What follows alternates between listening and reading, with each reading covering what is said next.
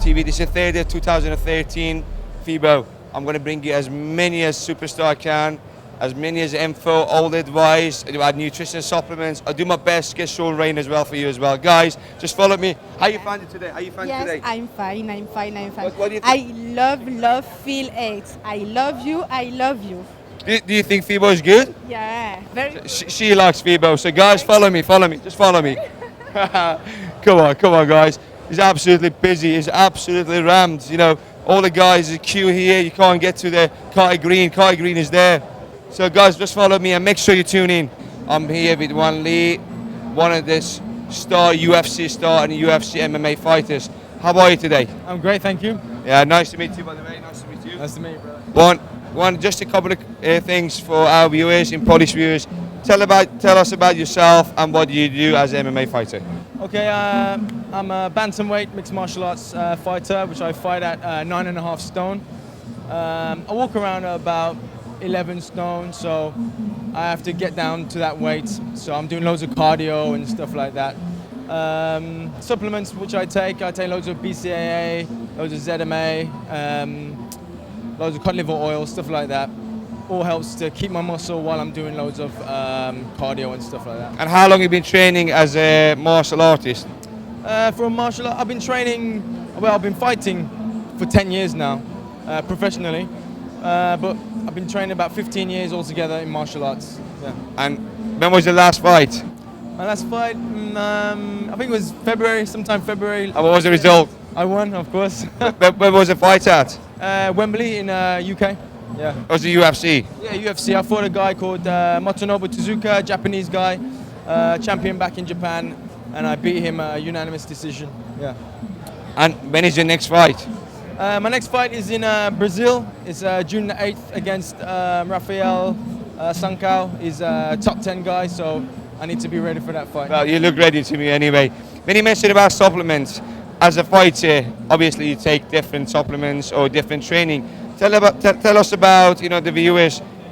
How do you take it? When do you take it? And what difference is your training to a bodybuilder? My training is a lot different. It's more cardio based what I take. So we have a supplement in USA called Epic Pro, which is like an endurance supplement. It helps me. I can take it before, during, and after training. I use that a lot to help me get through the hard training sessions. Do you know what I mean? We have whey protein, of course. Everybody needs protein to rebuild their muscles and stuff.